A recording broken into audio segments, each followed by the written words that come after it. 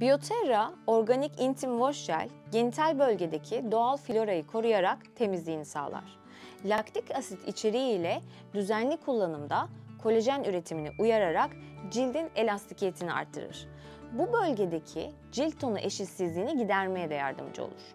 Papatya ve lavantanın antibakteriyel ve antimikrobiyal etkileriyle bakteri üremesini önler.